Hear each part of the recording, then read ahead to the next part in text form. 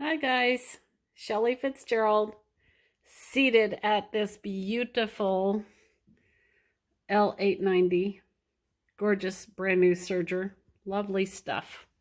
Pretty day outside, looking out that nice snowy window. Glad to be inside playing with this machine instead.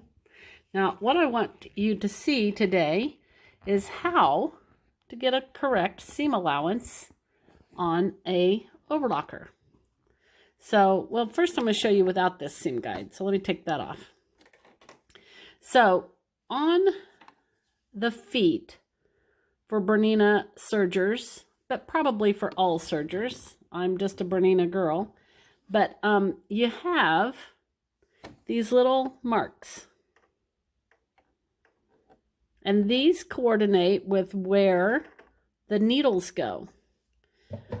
And if you have two needles or three needles, but this happens to be a cover stitch and overlocker machine, so it has 5 needle possibilities. But yours might only have 2 marks, so that's not a big deal.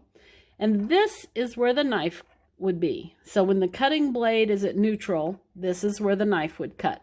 When you move that blade, that might be to the left or right of that mark, but basically that's your cutting line. Right needle, left needle for the overlock positioning. And then this is left, middle, and right for the cover stitch.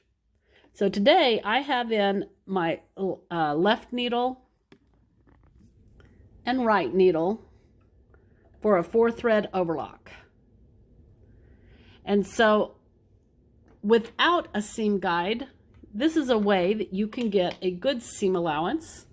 And you would do that, let me scoot my camera out here a little bit, by just marking it on the fabric. So I've made a line where the ½ inch, I marked a ½ inch just for this example, where that would be.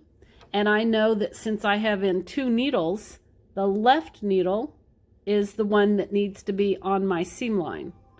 So let me see if I can get this set up. Because of the camera, I don't have the freehand system in that raises and lowers that presser foot. Let's see, I've got that on the wrong needle. I'm looking around the camera. So here we go. Let's zoom in a little bit and see if we can see that that's going to be lined up with the left needle mark, that needle. And so as it stitches,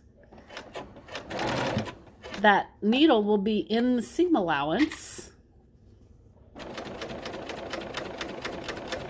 In that mark. And that's how you get that perfect seam allowance. Okay? So that's how you would do this, just by marking the fabric without anything else going on. So there, you see back there that that left needle is in that blue mark. Okay, so now on this machine, there is an awesome seam guide, and you just clamp it on. And here is how you would adjust that. It comes also with this great little tool. Let me zoom out a little bit. And this just clipped onto the top of the knife plate. And a lot of the sergers and overlockers have seam guides. But if you wonder how far they are, this is the cool tool that comes with the 850 and 890 that's got both metric and inches. So to find my ½ inch, I would line up the ½ inch mark with that needle mark again. So I would decide where that left needle was, right here, and where the ½ inch mark was, right here. And as those are lined up, then I'll just be able to run my fabric along this guide. So that is how you would use this seam guide. So here we go. So now I'm just using the edge of that seam guide to drive the fabric. And once again, it's just perfect on that line. So whether it was a 5/8 inch, a 1/4 inch, a ½ inch, whatever it is, that's how you would do this.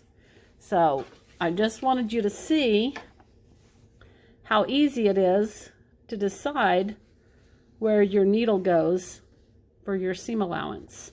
You use these positioning tools on the toe of the foot, and then whatever guide or marks need to line up with that. So that's what I got for you today. This is Shelly Fitzgerald with Sew Shelly Quilts. Bye for now.